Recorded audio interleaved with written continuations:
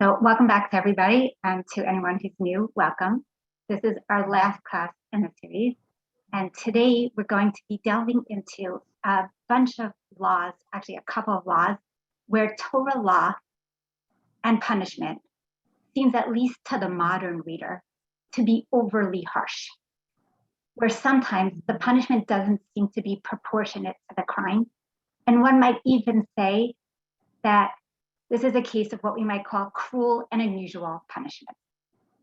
We're going to be spending most of the class on the laws of assault and battery, and specifically the accompanying punishment of ayin tachat ayin, shein tachat shein, yad tachat yad, an eye for an eye, a tooth for a tooth, and a hand for a hand, which, according to the simple sense of the verses, would seem to be mandating that we have to literally give an eye for an eye.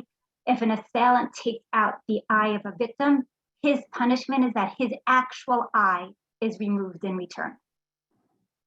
After that, in less depth and depending on time, we're going to be looking at a second similar case, the laws of the rebellious son of a ben sower umoreh, in which case a person, a son, a child, due to his rebellious nature and or due to his gluttony, Torah mandates that his parents bring him to the judges of the time to be stoned to death. And we listen to both of these cases and the laws and the punishment.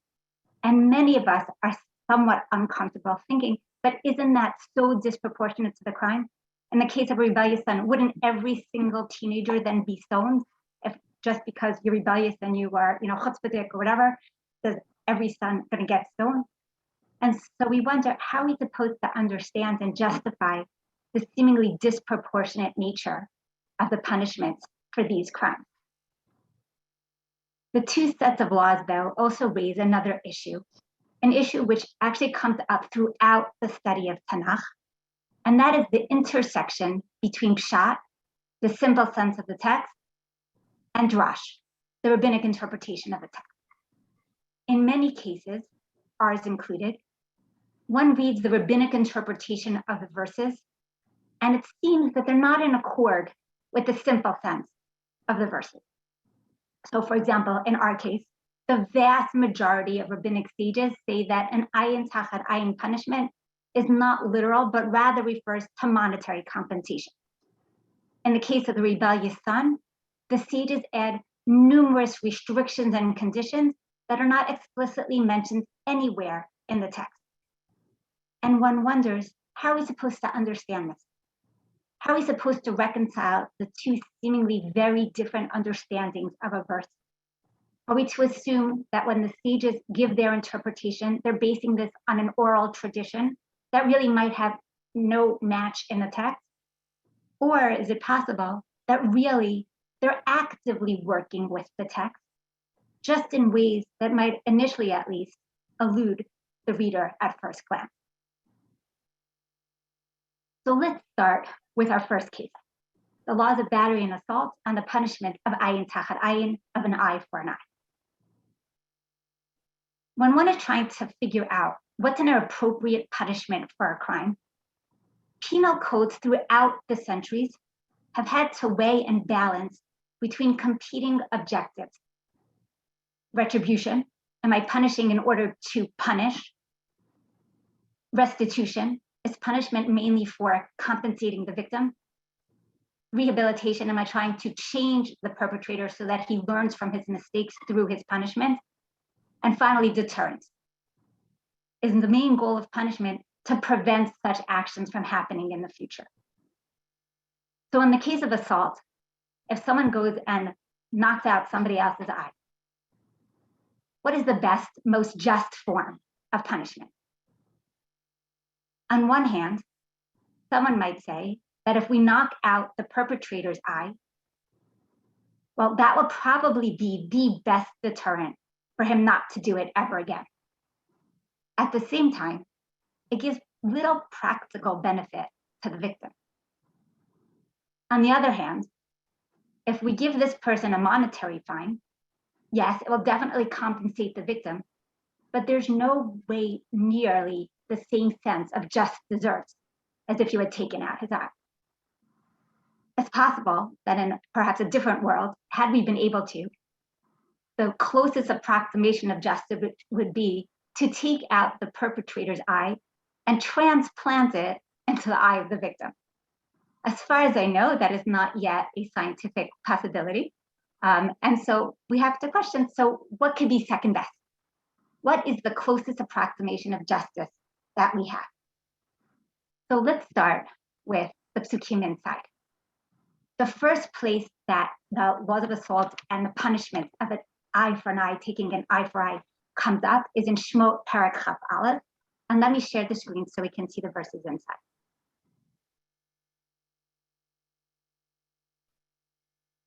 So in Shmot Chaf Aleph, in the context, one second, let me just clear this so people can see. Okay. In the context of a case where a bystander is actually hurt in a brawl between two men, we're told, if something happens to the bystander and that person is killed, v'natata nefesh tachat nefesh is at least one way of explaining the verse, then you should give a life for life. If no one was killed, but instead there was some harm to a limb, then you have to give ayin tachat ayin, shein tachat shein, yad tachat yad, regel tachat regel, an eye for an eye, a tooth for a tooth, kviya tachat kviya, a burning for a burning, a wound for a wound, etc. In very similar language, we see the same set of laws in Sefer Vayikra, Parak Chaf Daled. So let me just show you that. Here we're told, if anyone injures his neighbor, as he did, so shall it be done to him. Here explicitly, the verse is giving us an introduction that this punishment is measure for measure, like you did to the person, so should be done to you. And then again, it gives that very similar list, shever tachat shever, ayin tachat ayin, a fracture for a fracture, an eye for an eye, shein tachat shein, etc. Ka'asher yitain mum ba'adam, kin yinaten bo. As you injured someone, so shall it be done to you. The unit ends, umakeh behema yishamena, umakeh adam yumat. A person, if someone smites an animal, they should pay. This sounds like it's probably monetary compensation, or at least an animal for an animal, but not an animal, not killing an animal instead of an animal. But someone who kills a man should be killed. So in both Vayikra Chaf Daled and in the psukim that we saw in Shmot, it seems that Torah is favoring retribution over compensation. The punishment for someone who maims another is that that person should be maimed, and that would seem to be the simple sense of the verses. It's important to note, though, that this isn't the only place where Tanakh talks about the punishment for maiming and for assault and battery. And really just a few psukim before what we read earlier in Parak Chaf Aleph, we have a slightly different set of laws. So in verse 18, we're told, if men quarrel and one strikes another with a stone or with his fist, and the person isn't killed, but rather he gets sick or he's confined to his bed. If after a few days he walks around and he's healed,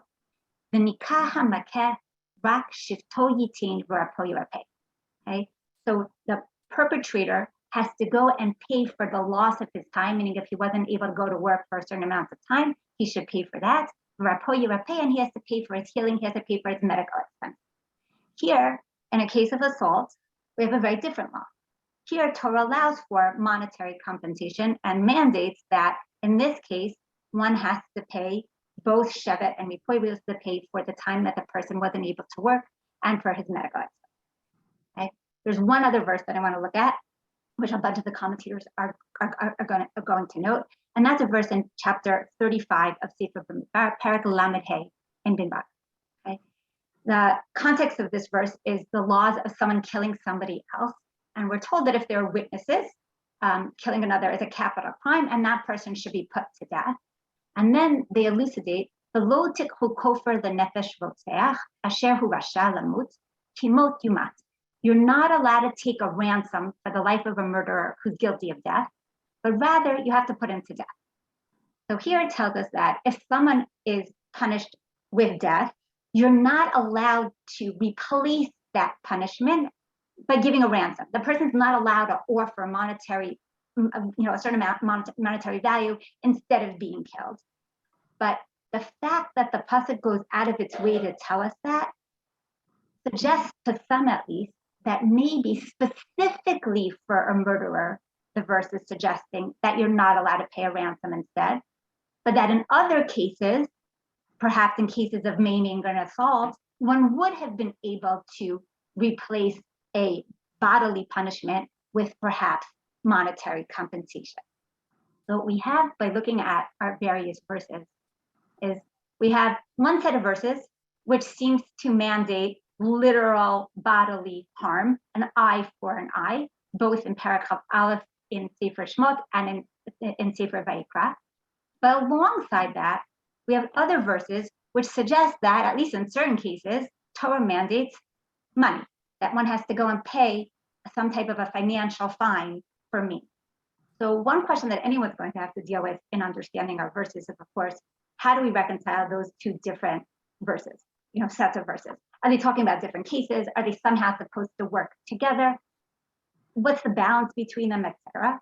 And in addition, of course, our starting question of those verses that do mandate an eye for an eye punishment, how is that justified? How is that proportionate to the crime? Is that not cruel and unusual? So let's start with an approach to our sets of verses, which actually read the verses according to their literal sets. Within Chazal, this is the exceptional read, but there are several earlier commentators, including Philo and Josephus, so people living in the period of the second Beit Mikdash, not necessarily what you would call a traditional commentator, but nonetheless, their explanations of the verse might reflect the way that the verse was read and understood by lay people, at least, in their time. And one will get at least their understanding of why they think that the literal read is actually the most just read of punishment. So let's take a look inside. I'm going to share my screen.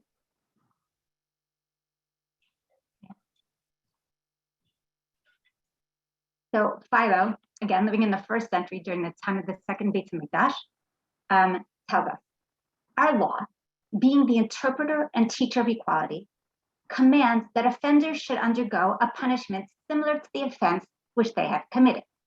That, for instance, they should suffer punishment in their property if they've injured their neighbor in their property, in their persons if they've injured him in his body, or in his limbs, or in his organs, etc. If their evil designs have extended to his life, then the law commands that the punishment should affect the life of the malefactor. For to exact a different and wholly unequal punishment, which has no connection with or resemblance to the offense, but which is wholly at variance with it in all its characteristics, is the conduct of those who violate the laws rather than those who establish them. So according to Philo, the most just punishment is actually a punishment which gives you measure for measure punishment, a punishment in which there's similarity between the punishment and the crime that was committed. Okay, I'm going to go back to him in a second and elaborate. I just want to point out that there's one, as far as I know, only one rabbinic figure who also takes this approach, and that is Rabbi Eliezer. So in the Mechalta, Rabbi Eliezer says, "Ayin tachat ayin, shomei ani bein mitkavein, bein she'eno mitkavein, eno mishalin ela mamon." So he questions, does this mean, like the rest of the sages suggest, that whether intentional or unintentional, when someone maims another, that he must pay a monetary fine? And he answers no. Harei hakatuv motzi hamitkavein latzot bomum she'eno mishalin ela mamash. And he says no. The text differentiates between an intentional a person who acts intentionally and a person who doesn't act intentionally, and says that a person who acts intentionally has to pay mamash. He has to pay an actual limb. So Rabbi Eliezer is known for being a commentator who actually reads, I don't know if you call him a commentator, sage, whatever, who reads the psukim often according to their literal sense. So it's not so surprising that here too, he's going to say, why do the rest of you sages taking this out of its literal sense? We should understand it literally exactly as written. Okay, so both Philo and Josephus also, which we didn't read, and Rabbi Eliezer, all suggest that the simple reading of the text is the way we're supposed to read the text. And they say, don't think that this is unjust. In fact, Philo tells us, how could you expect punishment that doesn't fit the crime to be just? And the truth is, if we think about punishment throughout Tanakh, that concept of midah keneged midah, punishment that is measure for measure, comes up all over the place. For example, the Meraglim, the spies, are punished that, or not the spies themselves, but Am Yisrael, are punished that they have to wander in the desert for 40 years. Why 40? Because they had spied out the land for 40 days. 40 is going to match 40. David HaMelech, after he commits adultery with Bathsheba, is told that part of his punishment is going to be that you slept with somebody else. Other people are going to sleep with your wives. Similarly, he kills Uriah with a sword, and Hashem tells him, sword is not going to veer from your family.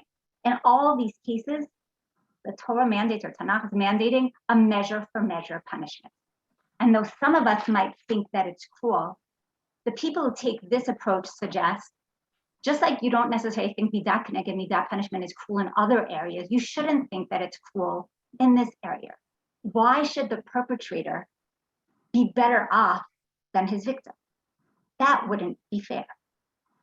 In addition, they say, if you're looking at law's purpose as being one of deterrence, this is the best deterrent for someone not to do the crime again. If you cut off someone's hand or you cut off someone's leg after they had done something similar, there's a really good chance that people around will be less likely to do so in the future. Third, they say, this type of a law is an equalizer. What do I mean by that? There's no difference between rich and poor. If a punishment had been monetary in nature, and that what one was looking for was monetary compensation, in such a case, the rich person for whom money is no big deal, he's not really getting very punished, right? Because for him to go and pay X amount of money meant nothing. Whereas for a poor person, that same monetary compensation would be a big deal. But anybody who loses their foot or their hand or their eye, etc., is going to be feeling equally punished. So conceptually, one can, yes. The solution there is just make the rich person pay a lot more than you would make a poor person. I mean, if $1,000 fine is a big deal to me, a $10,000 fine might be something significant to a rich person. Okay, so that might be one way of dealing with that problem, for sure. One could say that, and one could say that when we're setting a price on what this loss meant, we're not just saying what did this loss mean for the person who's receiving it, but what will it mean for the person who did.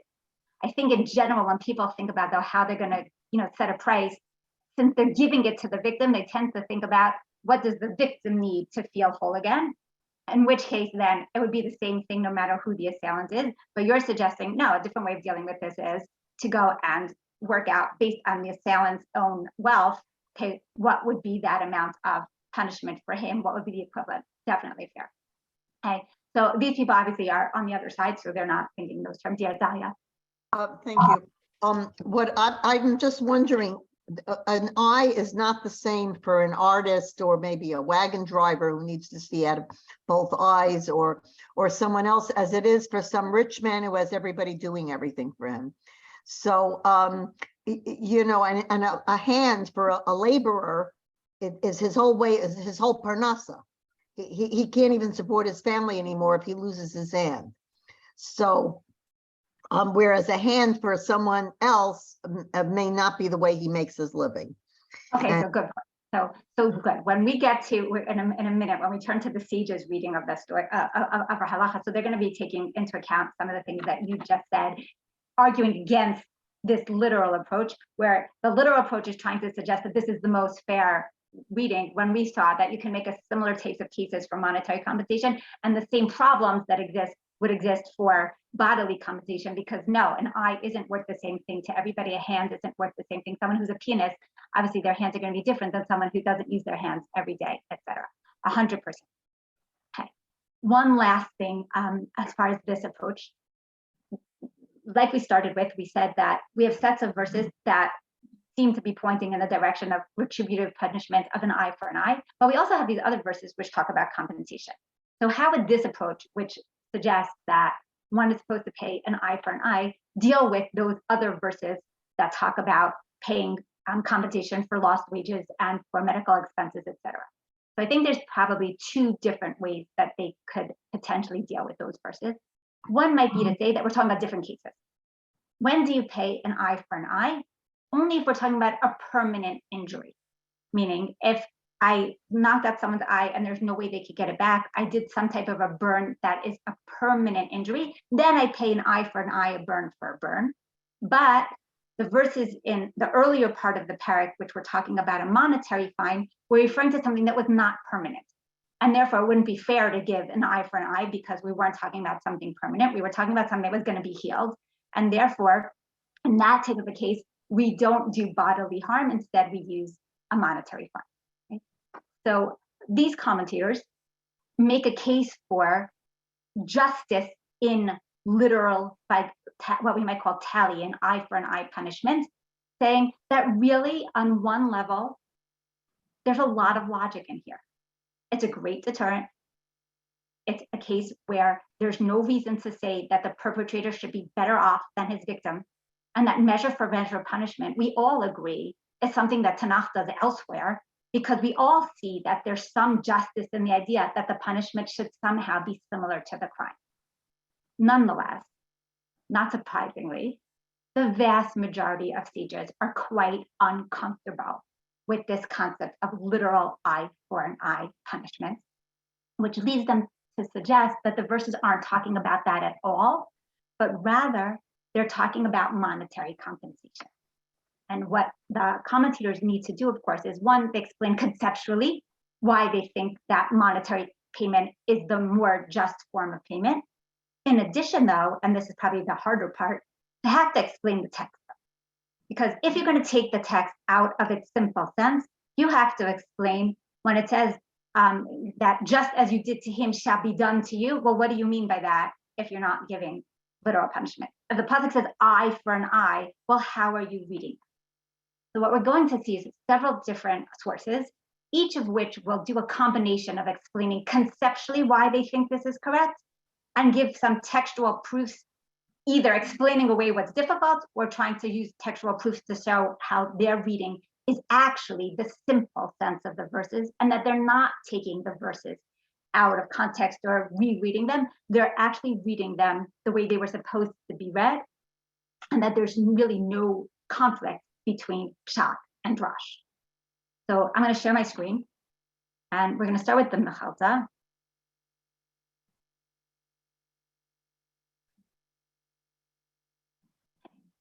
So the Mechalta starting point is just to tell us that this refers to money. Ayin tachad, ayin mamon.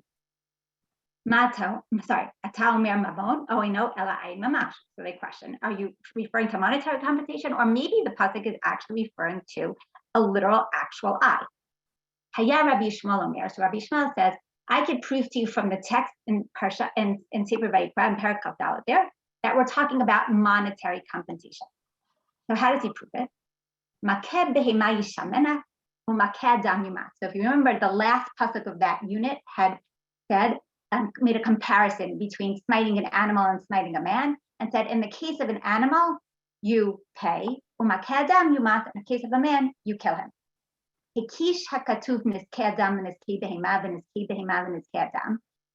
the Mechalta Rabbi Yishmael tells us that the verse is making a comparison between the laws of the animals and the laws of man. Just like the laws of animals are monetary in nature, that teaches us that we should reread the entire unit in light of the obvious payment of animals to be monetary, that all those laws referring to maiming humans were monetary in nature as well. So on one level, one might be swayed by this and say, yeah, in general, how do I know how to understand the verse? If I can take a clear-cut verse and read then that back into all the other verses, well, then maybe that will be one way of understanding my. In this case, it's a little bit more complex, I think, and I'm not so sure so many people would have come to Rabbi Shmuel's agreement on their own, because he says you're making a comparison between the laws of men and the laws of animals. How do you know in which direction it goes? He decided that we're going to take the laws of animals, which he says is clear cut, in order to understand the laws of men. But one could have done the exact opposite and said, when it says you should pay back the animal, what does it mean that you should pay back the animal? Well, take your literal eye for an eye, etc., and go back to the animal. So I think it's important to recognize that this isn't necessarily the simplest way of reading it.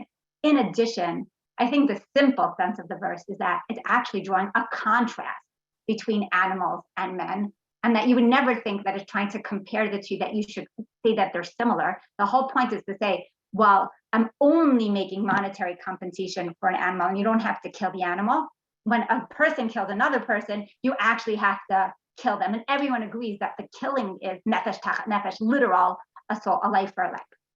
Okay. So I personally do not find this textual proof to be extremely strong. Nonetheless, it is a starting point, and we'll see that other commentators point to other verses which might be, I think, a bit stronger in their textual reading. The second source we're going to look at is really interesting. It's Ibn Ezra is bringing a conversation between Rav Saadia Gaon and a Karaite named Ben Zuta. And even though it's a slightly long, I'm going to actually read it inside because he has each of them fighting for their side. So as many of you probably know, what do Karaites believe in, or more importantly, what don't Karaites believe in? Karaites reject the oral law. Okay? They don't accept Torah Shabbat Peh, and they read verses according to their simple sense. So obviously, when they read our psukim, their natural tendency is to read this literally. This is an eye for an eye. And they're very upset at rabbinic interpretation because it seems to be coming from nowhere, right? So in some sense, rightfully so. It's a good question. Where do you get the idea that this is monetary compensation? So Ibn Ezra brings this entire conversation and back and forth between Rav Saadia Gaon and Ibn Ezra, and I'm going to share my screen so we can see it inside. So let me just, this might be the easiest way of reading it, because this should be side by side. Hold on. Let me just scroll down, sorry. Okay. Amar Rav Saadia, Lo nuchal lefaresh zot parsha k'mashma. He says, we can't possibly, but he starts off with a conceptual proof. We can't possibly interpret this verse according to its plain meaning. Why not? Kim adam hika in chavilo, b'sara shlishit orino.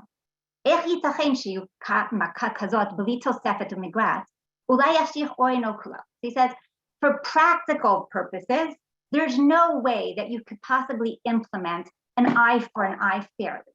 Because if you hit someone else's eye and you make them go partially blind, right? They lose, let's say, a third of their eyesight. How in the world are you going to be able to go and punish the perpetrator that he loses a third of his eyesight? That would be impossible, right? There's no way that you could measure the exact, right? So same thing with a burn, right? Someone gave someone else a second-degree burn. How am I going to ensure that I give the perpetrator also a second-degree burn instead of a first-degree burn or a third-degree burn? Okay, so that's his first argument. Okay? And he says, and in cases of burning, you might even come to kill the person by accident. So Ben Zuta replies, Halo katuv b'makom acher, kasher yitemum ba'adam kinin atim ba'o. So Ben Zuta says, well, how are you going to explain the simple sense of the verses? Verse 20 in Sefer Vayikra tells us quite clearly that just as you maimed a man, so should it be done to you. So here, Rav Saadia Gaon says, we don't have to read the verses you do.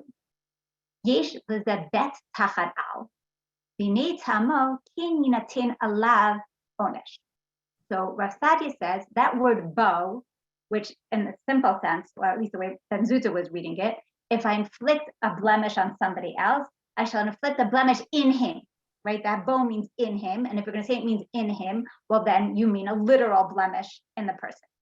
So Rav Saadia Gaon points out truthfully that not every place where you have that preposition bet does it mean in him. Sometimes it can mean upon. Okay, and that's, we could probably find a bunch of examples in Tanakh where a bet and an al are interchanged. So one has to question, well, so how does that answer the problem? So he says, because if you had read it as yinatin alav, right? As you gave a blemish to a person, so should be placed upon him. If you have upon him as instead of in him, then what does the verse really mean?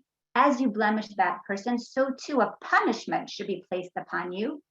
And we're not dictating what type of punishment, because the punishment not in him, in his personal body, but rather upon him, I'm placing a punishment upon him. Okay, so that's how he takes care of one verse that might have been used by the other side as proof of literal Italian punishment. So Ben Zuta says, but I have another pasuk for you. Kasher asa keni asa lo. He says, in this case, we have a verse that says, as was done to him, so too should be done back. I mean, as he did, so too should be done back to him. So here too, Rav Saadia says, look, this isn't the only place that we have similar language. When Shimshon is in Sefer Shoftim, there's a story where Shimshon's wife is given to others, and Shimshon then exacts revenge on the people by burning their fields. And when he burns their fields, he tells them, "Kasher asuli ken asiti lehem." As they did to me, so too I did to them. So very similar to our verse, as he does, so too shall be done to them. And Rav Saadia Gaon points out quite correctly, Shimshon didn't do exactly to them what they did to him. He gave them a punishment for what they did, but it wasn't the exact measure for measure punishment. So he says, so too in our verse, you're reading this pasuk too literally, right? The same language is used elsewhere where it clearly doesn't mean literal measure for measure punishment. So too by us, it just means you should give him an appropriate punishment for his crime. Then Zuta then comes up and says, okay, so you took care of my textual issues. Let me raise a conceptual issue. Im haya hamakeh ani ma ya'onsho. He says, well, if you're going to talk about monetary compensation, well, what happens if the perpetrator, if this criminal that maimed the other is poor? He's not going to be able to pay the fine, so he won't get punished at all. So Rav Saadia says, well, your argument can be made in the opposite direction as well. Im iver ya'aver ein pikeach. Well, what happens if a blind person goes and blinds another? He too won't be losing out on anything if he gets punished because he's already blind. And he says, and not only that, at least the person who's poor, at some future point, he might make enough money to be able to pay it back. Someone who's blind has never come to see again to be able to be punished by being smitten with blindness. And then Rav Saadia ends with, I think, an important point. Haklal lo nuchal lefarish al Torah pirush shalem im lo nismach al Torah sheba'al peh. So even though Rav Saadia gives a whole bunch of conceptual proofs, tries to reread the text so we understand how his reading is not going against the text, at the end of the day, though, he says, we can't explain Torah shebechtav unless we rely on Torah sheba'al peh. Just like we got Torah shebechtav, so too we receive Torah sheba'al peh. Ein hefresh b'neim. There's no differentiation between the two. One other thing, though, that Rav Saadia does have to answer, and that is not just the psukim of Kasher asa keni asa lo, but perhaps more importantly, how do you understand the words ayin tachat ayin themselves? Right? Why, if Tanakh really wanted to tell us that this was monetary compensation, did they word it in a way that suggests that it's an eye for an eye? And so he says, Ru'ui liot eno tachat eno. He says, because what the text wanted to share was that you really deserve to have your eye taken out for this. Meaning, Tanakh is trying to tell you that even though we're giving you monetary compensation, you should recognize the severity of your crime. You should recognize that really when you compensate the person, you should be trying to compensate them so that they become whole again, as if you gave them back their eye. And so you really have to give enough money that will compensate for that lost eye. Okay? So that's Rav Saadia. And again, you could see how each of these commentators is saying conceptually why they think that it has to be monetary compensation and struggling to deal with the text itself. I'm going to give one last person who does similarly, and that's Rav Yosef Bachor Shor. So in explaining the text, Rav Yosef Bachor Shor also starts with a conceptual issue, and he says, "Hapsuchim mochichin shehu dmei regel." Says the verses prove that we're speaking of monetary compensation. That when you give a regel for a regel, you're talking about money. Shekshadam memit adam in the fayes b'mamon u'mishum hachin harak. He says, when you kill somebody, in that type of a case, there's no possibility for compensation because the victim is dead. And because of that, the perpetrator is killed. But someone who lost the limb, he says, what benefit whatsoever will be given to the victim if a blemish is given to his perpetrator? There's absolutely no point in that. It does not benefit the victim at all. And so, yes, in cases of injury to limbs, we are not talking about an eye for an eye, literally, but rather a monetary compensation. Better that he should have some money to support himself. And he adds, but he says, as we see with those other verses in the same parak in Sefer Shemot Parak Chav Aleph, that when you go and maim or wound another, and they don't tell you there that you should go and give him a similar wound, but rather shifto yitin v'rapo yirapeh. Rav Yosef Bechor Shor here suggests that I should learn from one pasuk to another. Which pasuk should I learn from? I should learn from that pasuk that talks about paying monetary compensation for medical expenses and for loss of work, to recognize that that concept of monetary compensation goes through all these verses, and to read it into our verses of an eye for an eye as well. Okay? So that's a second approach, which suggests this is monetary compensation for many conceptual reasons, to make it an appropriate punishment, because I can't actually physically give an eye for an eye punishment that's fair, because I can't measure the amount of eyesight loss, etc. Because it's good for the victim, who won't gain anything by the fact that my perpetrator is losing a limb, but will gain something if he's compensated. Okay? And in addition, trying to work with the text itself to explain away the verses that seem to be indicating measure for measure punishment. Nonetheless, some people are still a little uncomfortable with this, because they say some of those readings were forced. Not every one of those readings of those verses is the simplest reading of the verse. And so there's a third approach that tries to chart a middle ground between these two ideas of monetary compensation versus retributive eye for an eye, literal eye for an eye punishment. And these people suggest that maybe there's a dual track system. What do I mean by that? Maybe these laws are supposed to be working on two levels, both addressing the need for tallying for measure punishment, and also the need for compensation at the same time. And this is taken by various people in slightly different ways. So let me share the screen, and we'll see just a couple of insights. Okay. So Shadal suggests that maybe the idea of tallying versus monetary compensation is on a case-by-case basis. What do we mean by that? He says, the psukim that we read in Sefer B'Midbar talk about that you're not allowed to take a ransom for a murder, which might imply that in other cases, you would be able to take a ransom. In other words, that there are certain laws where, yes, the law stated in the text is, for example, literal eye for an eye punishment, but there's a choice to instead take a ransom and to pay monetary fines instead. So he says, and according to Shadal, in what type of a case would that be? So he says, the decision of whether one person should have his eye gouged out, or whether he should be compensated monetarily, was actually left to the judges in every single case. So he suggests, if someone comes to the judge and the person is a really rich person who won't be at all bothered by having to give some type of a monetary fine, says in that type of a case, the judges might suggest you get literal eye for an eye punishment.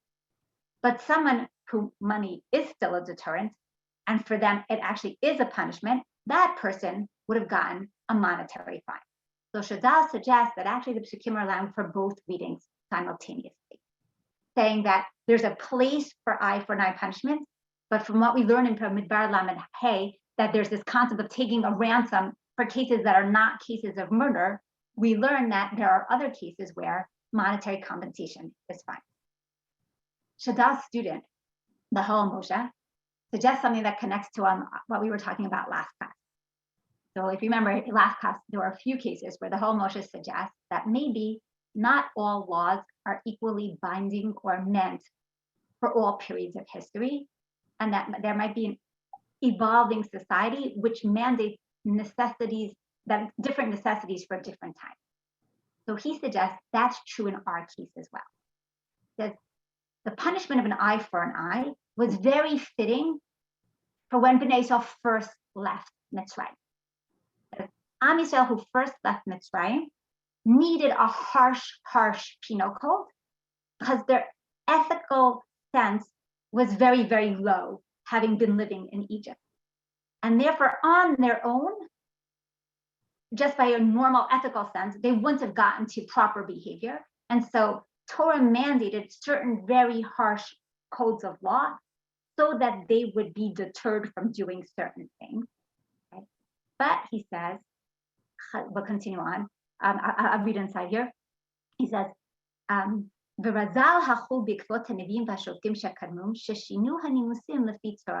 says, but Chazal, learning from Nevi'im and Shoftim that came before them, knew that when the time was different and people no longer needed such a harsh penal code, that the halacha was read to be monetary compensation. Okay, so this is again quite radical, just like we saw last week, where someone is suggesting that not all of Torah's laws as read on their simple sense are eternal, and that some of them might have a dual meaning, one meaning for a certain time period, a separate meaning for a later time period when the people were ready for a different understanding.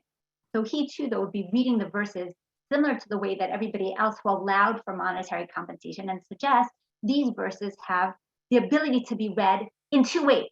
One is literal eye for an eye, one as a metaphoric monetary compensation. And Chazal were given the ability, transmitted through generations or whatever, to say when society was in need of which type. So that's a second way of seeing a double track. One last, which also relates to what we were talking about last year, and ideal versus reality, but to some extent, an exact opposite direction that we saw last week, is Sforno. So Sforno says, Hayara oy kefi hadin hagamur, shehi midah keneged midah, uba kabbalah sheishalem mamon mipnei chisaron hasharatino. Says, really, the ideal is what's written in Torah. Okay, so he says, the ideal would be true justice, like Philo said, and like Rabbi Eliezer said, is midah keneged midah, is measure for measure, little punishment. That would be the most just way of punishing. However, there are practical difficulties with it. That's because you can't accurately measure how to apply the principle of an eye for an eye. And once you can't accurately measure it, well, then it's no longer the most just and fair form of punishment. And therefore, Chazal said, we have no choice but to use monetary compensation instead, because the ideal can't be realized. And due to practical considerations, we need instead to use monetary compensation. Okay. So we've seen three very different approaches to our question. One school of thought, he says, measure for measure, literal punishment is the meaning of the text, and that is fair and just. That's the most appropriate form of punishment for a person. It deters them. It's midah keneged midah, appropriate to match your punishment to your crime. It equalizes poor and wealthy, etc. Second approach that says, no, we're very uncomfortable with that, and who tries to suggest that the verses themselves can be read to mean monetary compensation, and pointing out that practically it would be very hard to do a fair eye for an eye, and suggesting that maybe that's too harsh, etc., and therefore rereading those texts. Third approach to suggest maybe the texts were meant to be read together, and that there's really a double track system here, where there's aspects of both retribution and of monetary compensation, either depending on the person, and that was given into the hands of the courts to decide who gets which punishment, or for different time periods. One time period needed a certain type of a punishment, a different time period you needed a different one, and again, that's given into the hands of Chazal to determine which one, or just practically, Torah is setting out the ideal, but sometimes we just can't realize it, and when we can't realize it, we have to go to a different understanding. Questions until now?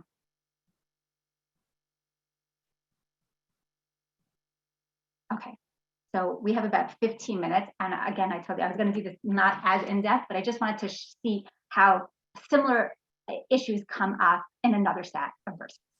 So again, let's start with the psukim themselves. the case of a rebellious son.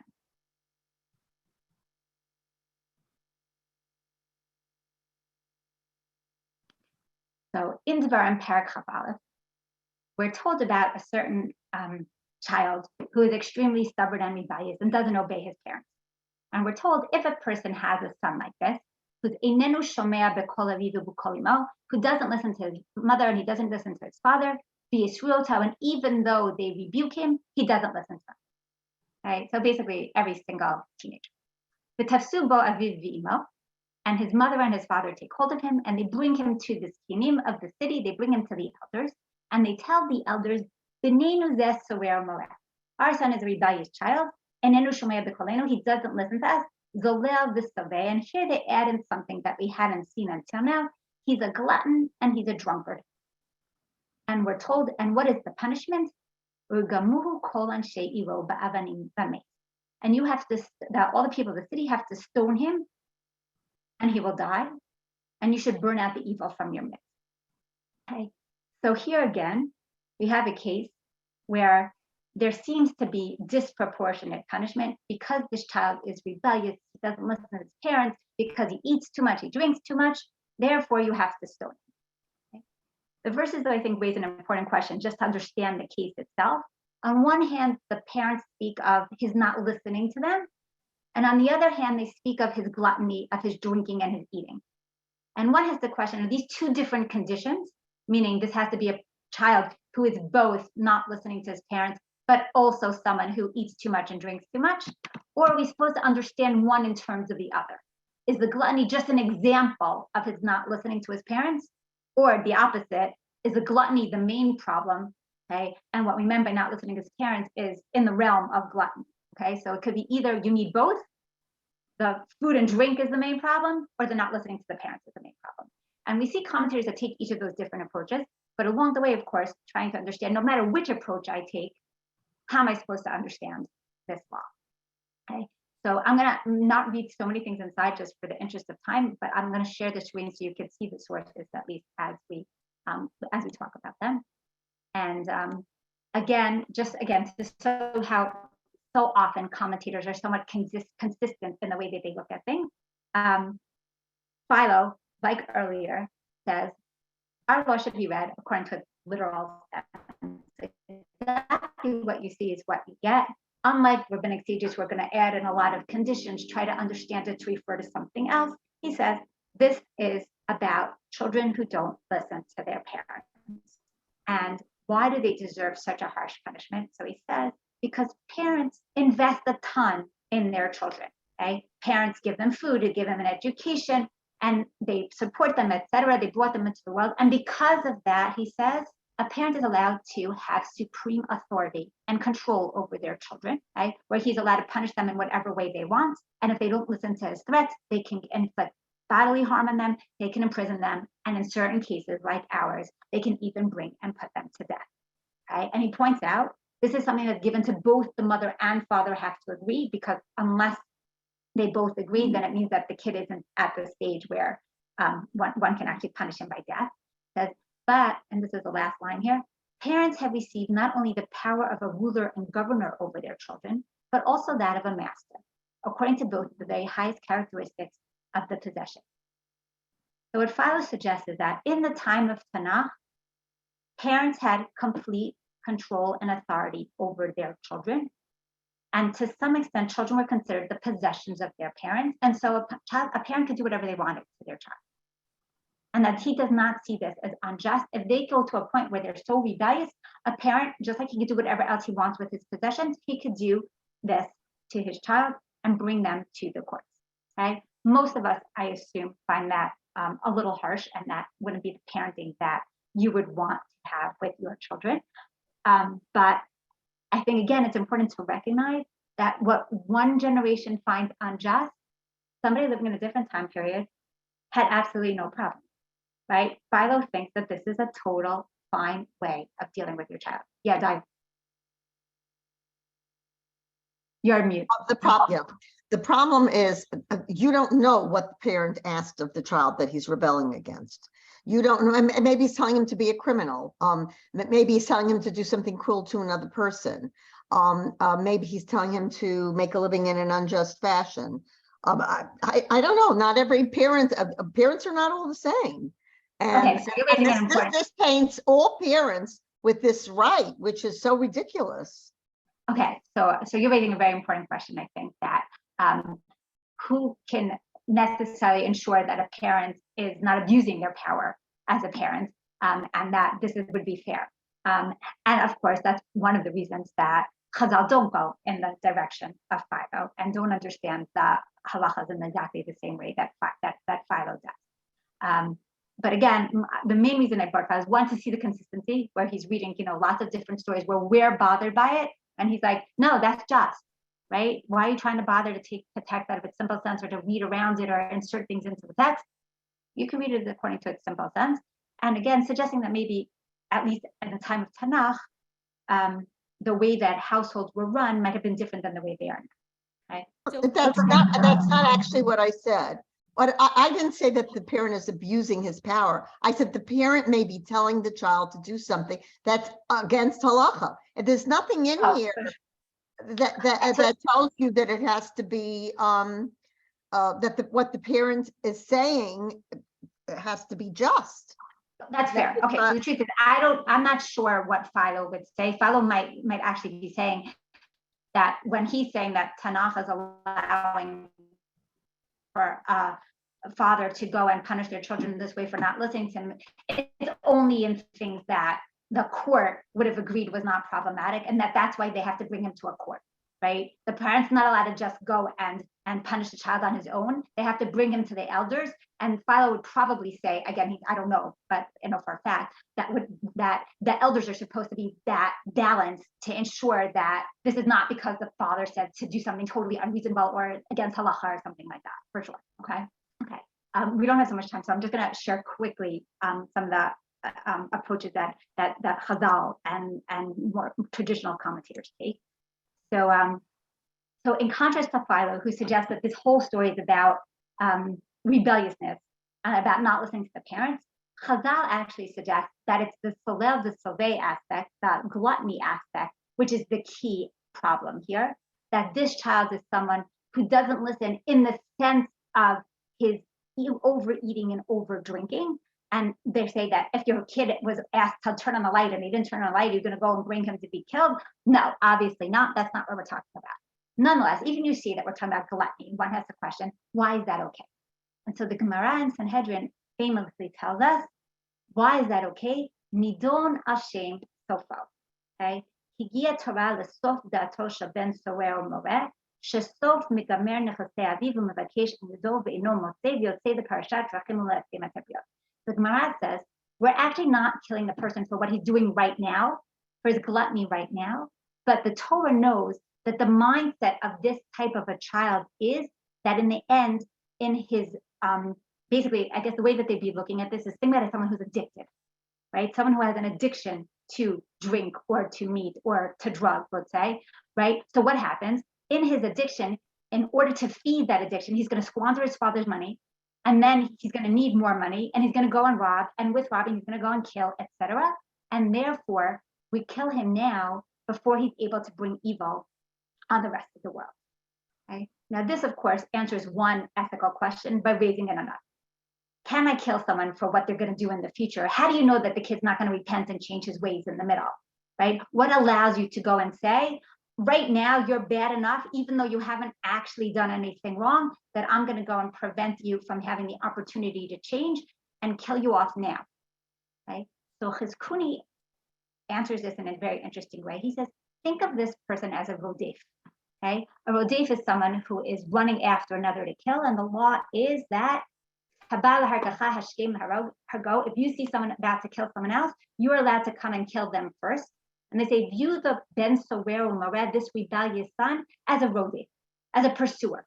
Okay, and the idea would be that because you know he's about to kill someone, even if about doesn't mean in the next minute, but rather in the future, you could kill him now. Of course, this still raises tons of questions, because at what point does someone be considered a rodef? When I'm planning a terrorist attack, when I'm about to press the trigger, when I'm growing up and you see negative traits in me, right? Are those negative traits enough to say, oh, in the end, he's going to become like this? So what some people suggest is if you actually read the list of things that Chazal suggest are the conditions necessary in order to bring this boy to be brought and stoned as a ben soror moreh, they add tons and tons of conditions. And some of those conditions have to do with how he stole from his parents, right? How he eats and how he drinks, with the suggestion being that if you were actually someone who fulfilled all of those criteria, then that's enough basis and evidence to suggest this person is far enough off the derech, that he's close enough to be considered being a roti, right? Still, for many, there's an ethical issue in the answer itself that might be equivalent to the ethical issue of the problem that we started, okay? I'm going to skip Ramban for interest of time and just look at one other Gemara, okay? The Gemara in Sanhedrin tells us that according to, again, some of the conditions that Chazal put on the case of the ben soror moreh, we're told, if the father and mother do not have, are not alike in their voice and in their appearance, etc., he doesn't become a ben soror moreh, right? And then they bring a certain verse in order to prove where they get this idea that they have to be similar. He doesn't listen to our voice, therefore their voices have to be alike. Now, someone could say that this is metaphoric, and what are they saying? If the parents are not in agreement about how they view their son, then he can't be brought as a ben soror moreh. Other people say, no, we're talking about literally that they have to have a similar voice, and in which case, go to the bold, ben soror moreh lo haya v'lo ativ lihiyot. Really, Tanakh never ever meant anyone to be brought and killed for being a rebellious son. Why was it written? Drosh v'kabel v'char, just so that you can learn and get a reward. In other words, the entire case was never meant to be. And again, according to this, one of the reasons that Chazal adds so many conditions, the boy has to be a certain age and he has to eat in a certain place and he has to eat a certain type of food and a certain amount, et cetera, is to ensure that it will never be. Because Tanakh, according to them, never meant for it to be, but it did mean for us to read this. What does it mean for us to read this? And so Chazal explains that why would you bring a halacha that's never meant to be carried out? It's because sometimes you need to read it in order to be deterred from doing it, to recognize the seriousness of the nature of such an action, that a child and a family as a whole is supposed to read and say, if this is how your child is behaving, that is a red flag. Because Torah is telling you that on one level, this kid should have been deserving of death. Will we ever actually kill him for it? No. I don't want you to actually kill him, but I want you to be forewarned. I want you to recognize that this is a very serious, serious crime. And therefore, we're going to include it and write it in a really harsh way. And to some extent, that's the same way that Chazal were reading in Ayin Tachat Ayin. Why word it as an eye for an eye if you never meant for someone to actually literally take out their eye? Because you need to know the seriousness of the crime. You need to know that on one level, that was the appropriate punishment. So with that, our time is up. So I just wanted to thank everybody for joining for the series. I hope that everyone had a lot of food for thought and lots of questions. And I would love to continue the conversation with anybody that's interested. Please feel free to always be in contact. And in your Hashem, maybe to have another series sometime in the future. So whoever has any questions or thoughts, whatever, feel free to stay on. Well, thank you very much for a very interesting series. Thank you.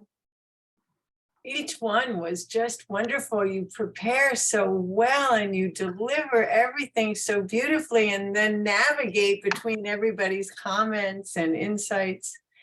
Just keep teaching and let us know through any of the avenues, Torah in Motion or Yeah, this was wonderful. Wonderful. It really was. Thank you, everybody. I very much You're really appreciate it. you're a gifted teacher. And Yes. you know, obviously this is your calling. And Yes. we're fortunate enough I'm across the ocean, and to be able to Yeah. share Torah with you is just an unbelievable miracle of this day and age. Right. So when you all visit Israel next time, welcome to come and visit in person. Thank you. But you're teaching in so many places, right? It So looks the like, truth is I teach in several seminaries and not so much in adult education forums. So but Mamaj, whoever would love to continue learning, I would love to continue teaching. So That'd be great. thank you all for an amazing series. Thank Thank you. thank you. Thank you.